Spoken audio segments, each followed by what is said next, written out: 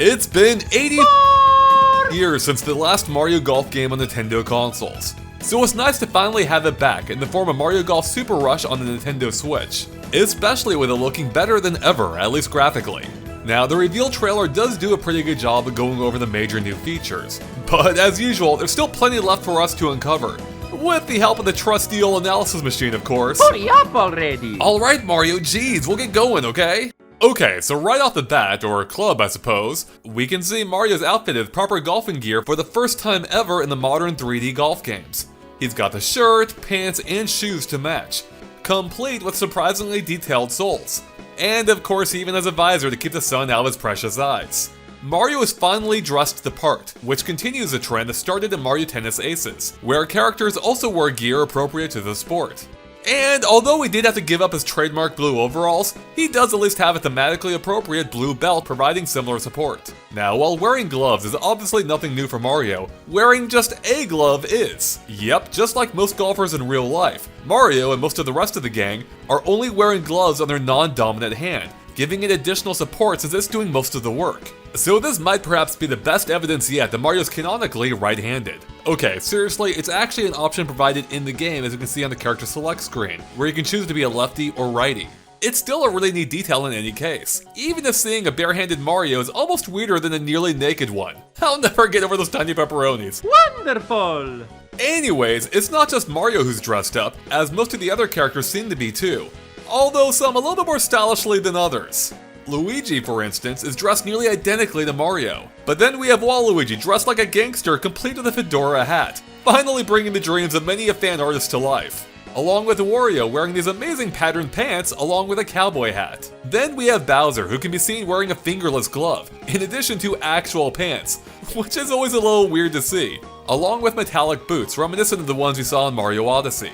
By comparison, Peach and Daisy are both dressed a little bit more conventionally, trading in their trademark dresses or shirts of a matching color paired with a white skirt. Though Daisy does go the extra mile, dressed in knee-high socks, along with some extra flower decorations, including one on her belt and 2 flower-shaped buttons on her skirt. But then we have Yoshi, who, well, isn't wearing anything at all, like usual. But it should be noted that we actually see 2 versions of Yoshi, factory standard green as well as pink, suggesting you'll be able to choose your Yoshi's color, a feature that harkens all the way back to Mario Golf 64. So that covers it for all the characters shown in the trailer. Not! There actually are a couple more that are pretty easy to miss. First up is Donkey Kong, who, like Yoshi, prefers to golf naked, except for his trademark tie. Then we have Toad, just barely visible at the end of this clip, though we do get a better look at him in the game's official art, and he appears to be wearing a Scottish tam, complete with matching vest and shoes. Aww!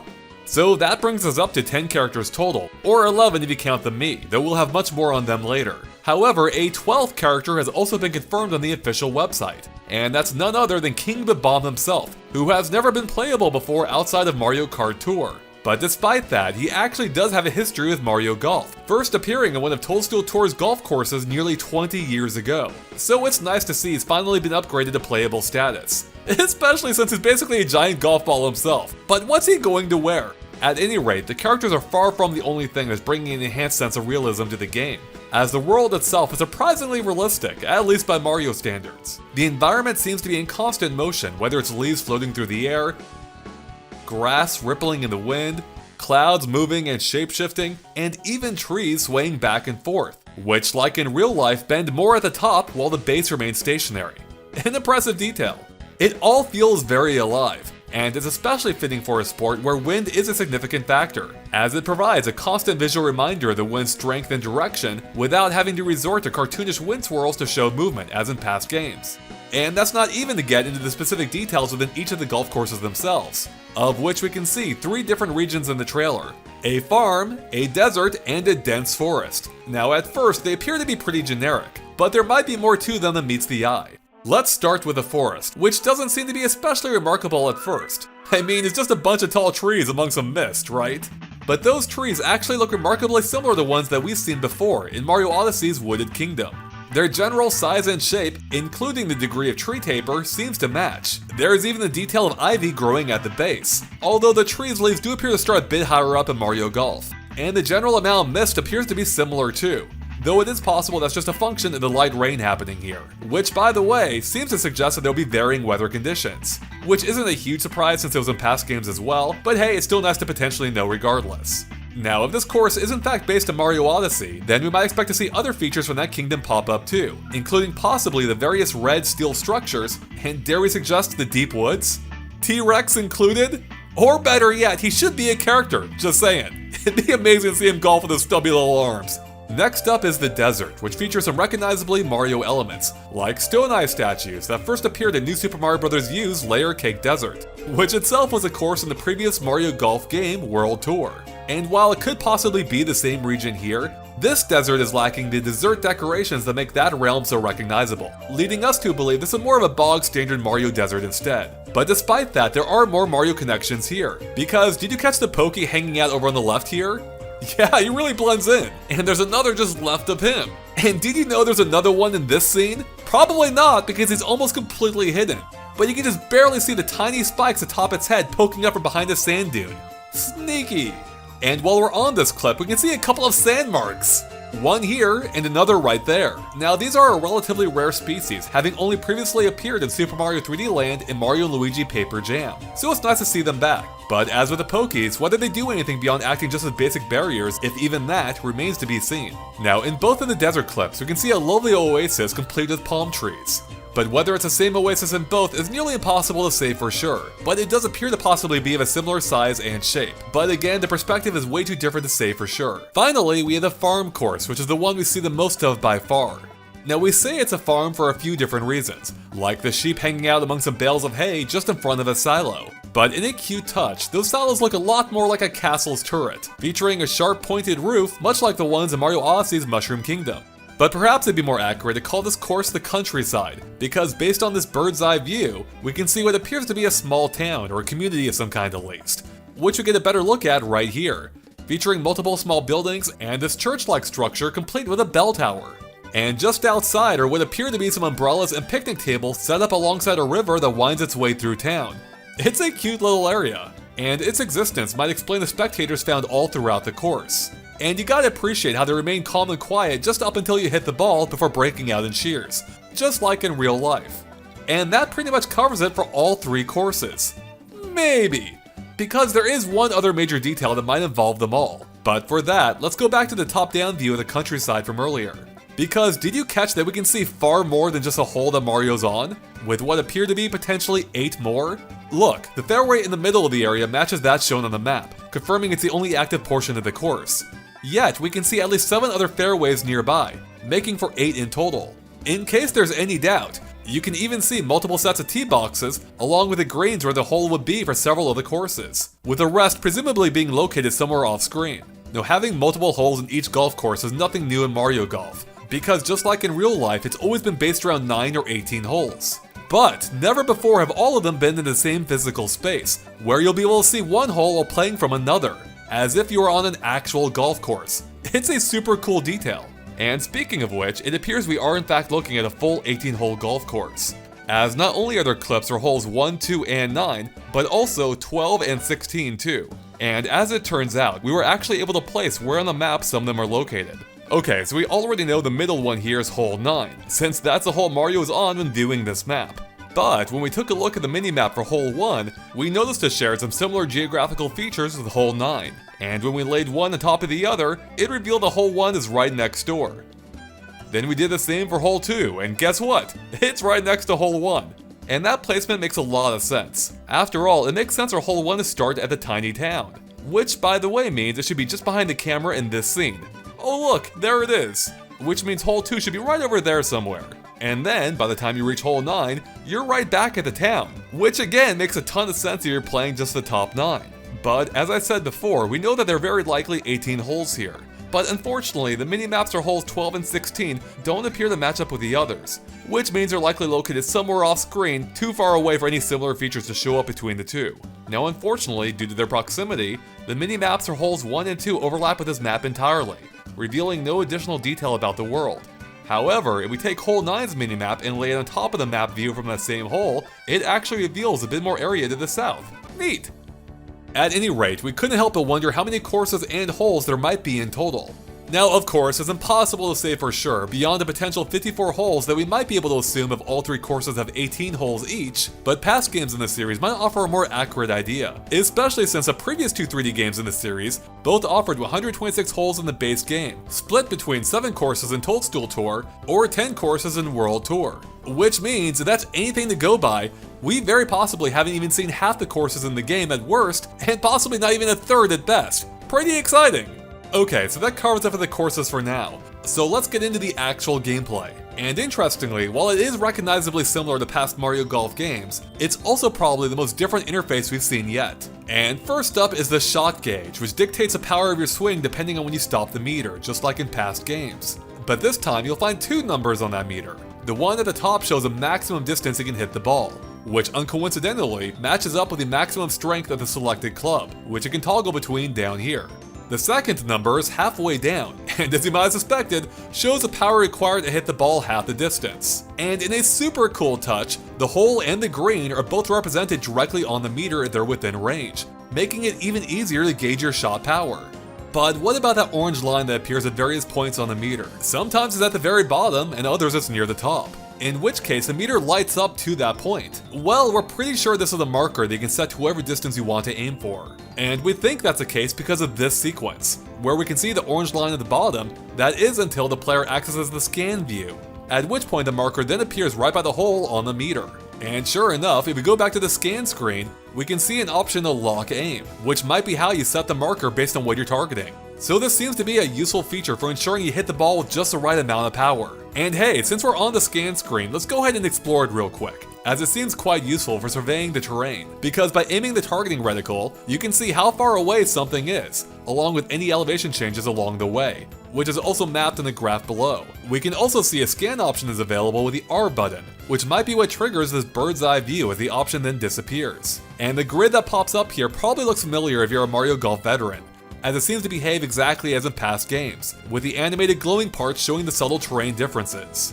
Anyways, let's get back to the shot gauge, because another new feature is how the entire meter bends if you're on the slope to show how the ball's flight path will be affected, which is pretty neat. Now you might have noticed a transparent red border around the top portion of the bar, which varies in size depending on the terrain. On the fairway it's short and narrow, but in the bunker it's quite a bit taller and wider.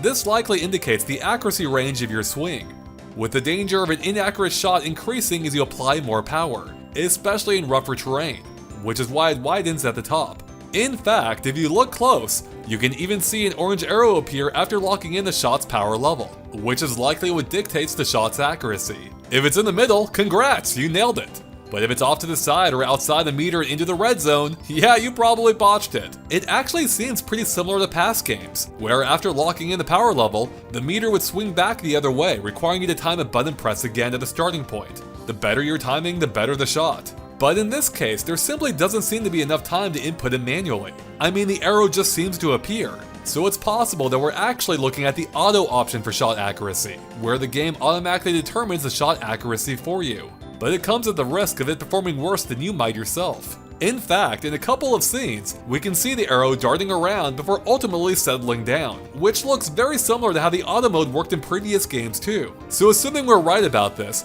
there's still likely a manual option for the accuracy too. We just don't seem to see it in the trailer. Now interestingly, there are 2 situations in which the arrow doesn't appear. One is during the motion control segment, which makes sense since the accuracy would be based in the actual motion of your swing, a bit similar to Wii Sports. The other instance is when putting, which matches up with previous games in the series since the accuracy only mattered when the ball is in the air. Speaking of arrows, there is one point in the trailer where another type of arrow appears halfway up the meter, and then disappears as soon as the ball hits the ground. We're not 100% sure what this might indicate, but we think it might be the amount of fade or draw applied to the shot. Finally, did you notice that the shot gauge changes color? It's red whenever the ball's in the air, and orange when it's on the ground. Unless you're putting, in which case it's blue. Woo! So that covers it for the shot gauge. Who knew a meter could be so complicated? But there's still a bit more about the interface for us to go over. For one, let's take a look at what happens when you actually hit the ball. Because as soon as the ball starts flying, a graph appears at the bottom of the screen showing the ball's exact trajectory, along with a number displaying its travel distance. And they're both positioned right above a horizontal version of the shot gauge, complete with a pin's location, again assuming it's close enough. And this lets you easily see how your shot translates into performance on the actual course. Now once the ball touches down, that first distance number freezes, as the second number pops up in blue showing how far it's now rolling, which is also displayed on the graph in blue. Next up are the persistent on-screen HUD elements. So in the top left, you'll find a box containing most of the essential info, including which hole you're on, the par value for it, the distance to the pin from the starting point, along with the wind direction and speed.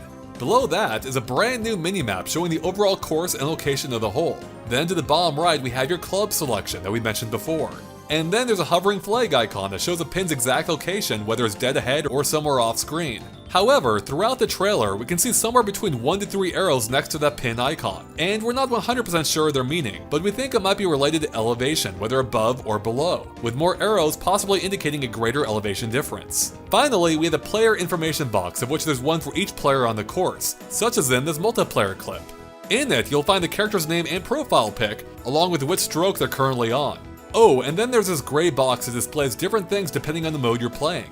Here, in normal golf, it seems to be displaying your overall score, whereas in speed golf, it shows your overall point total. And speaking of which, that might be a great segue to actually start talking about speed golf. Now, as the trailer laid out, this is a fast-paced multiplayer game in which everyone tees off at the same time, as it then chase after the ball to hit it again, hoping to be the first one to land it in the hole. It looks like a really fun, fast-paced take on what's normally a pretty slow sport. But how exactly does the scoring work here? Well, we can probably infer how it does based on this clip of hole 2. Because since they've only completed one hole so far, we can see how many points each player earned for doing so. And it seems to be pretty simple based on finishing order. So first place got 4 points, second place got 3, third 2 points, and fourth just a single point. Sorry, Bowser. Now to really switch things up, you have access to 2 special moves that you can deploy, dashes and special shots. In the case of dashes, each character appears to have their own, with Yoshi rolling around on an egg, Luigi using an ice flower to skate around, and Peach equipping a ribbon stick and dancing like she's in the competition, which I guess she kind of is. You can even see her begin to twirl at the end, which likely marks the end of her dash, as Luigi does something similar at the end of his. And even better, you can ram into your opponents while dashing too. What you say? Causing them to fall down and drop coins. Now the dash is limited by a stamina meter represented by the heart. But interestingly, it seems to use a predetermined amount of energy rather than a varied amount depending on how long you press the button. As we can see on the meter the point that it'll stop being active, leaving some energy left over. When it's green, it means you have enough, but if it's red, you're gonna need more energy.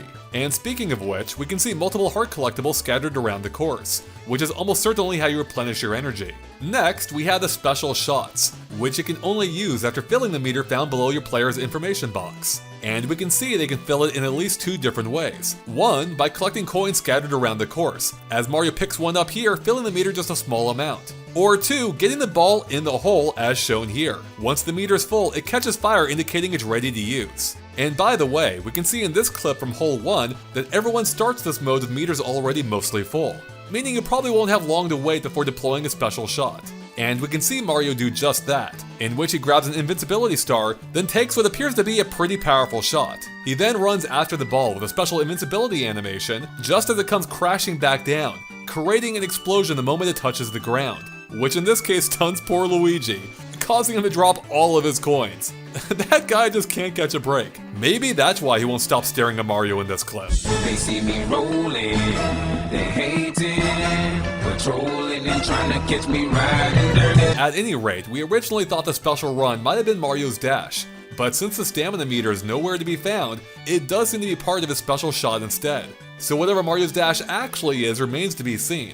Although it is possible that they're one and the same, and that the special shot just allows alternate access to it. But again, we really have no idea. In any case, the special shot seems to completely drain Mario's meter, which likely means there'll be a fierce competition out on the course as people compete for coins to refill it, as well as avoiding taking damage during it and dropping your own coins in the process. And speaking of attacks, did you catch the light smack that occurs as Peach passes Mario here, forcing him out of the way? It seems that's what happens during a collision. Also, I love how Bowser turns around immediately after, as if realizing, hey, the princess is right there, maybe now's a good time to kidnap her? Now one curious element of this whole thing though, is the fact that Peach caught up to Mario at all. Does that mean she's faster overall? It seems she might be, which actually ties into something we'll be discussing really soon. Oh, and one final detail I wanted to point out. I love how the characters pick up their bag of clubs after each shot. It's cute. Alright, so that's finally it for Speed Golf, but there is one final mode we haven't touched on yet, and it's seemingly a big one. Story Mode, in which you play as your Mii character and explore the world to take on challenges and level up your character. At first, it seems like an evolution of Mario Golf World Tour's Castle Club, but in actuality, it's way closer in spirit to the single-player adventures found in the earlier handheld Mario Golf games, especially with how you get to choose which skills to improve whenever you level up. In this case, you can allocate points to 5 different skills, including Power, which is how far you can drive the ball, Stamina, which dictates how long you can dash for, Speed, which is how fast you actually run, which again explains why Peach is able to run faster than Mario earlier, along with Control, which affects how straight you hit the ball, and finally Spin, which impacts how much spin you add to the ball. Now in the trailer, we can see the character exploring the same countryside we've already detailed earlier, but now we get to see the town segment up close and personal. Look, there's that church-like building from earlier. We can even see a sign for what appears to be an eatery right here, but if you find yourself lost, a handy red arrow seems to point the way, although we wouldn't be surprised if the signboard here acts as a map too. You'll find a ton of NPCs scattered about for you to talk to, but strangely, they all seem to be Bowser's minions. What kind of plan is that guy cooking up this time? Anyways, they include Koopa Troopas, including this cute little guy sitting down, Paratroopas, Monty Moles, Goombas, Hammer Bros, and Shy Guys. Although we wouldn't be surprised to see even more beyond this, such as Sledge Bros that we saw earlier in the spectator section.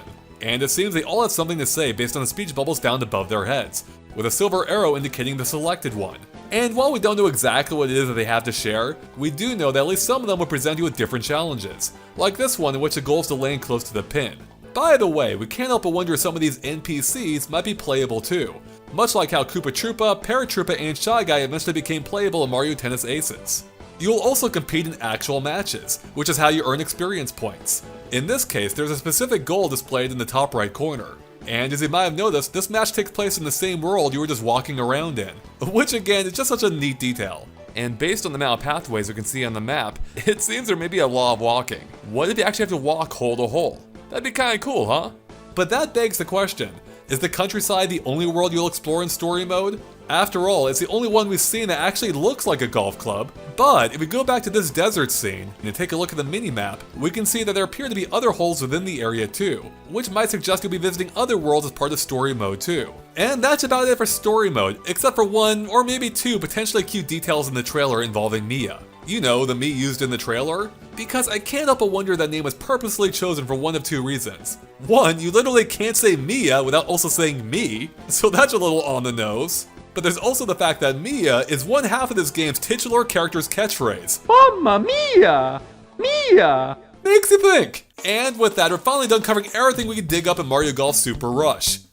Wait a second. Actually, that's a lie, because there's one more thing. Watch Mario's face closely here as he drops in. Did you catch it? Yep, Odyssey's nose physics are back, baby. Just toned down a little bit. Okay, now we're finally done. Thank God. Oh, I never expected to analyze a golf game so in-depth, but alas, here we are. So thank you so much for watching, and of course make sure to click that subscribe button and ring that bell for more on Mario Golf Super Rush and everything else Nintendo Switch as well. And make sure to check out the videos on the right for other things that might interest you. And with that, we'll catch you later. Bye everyone!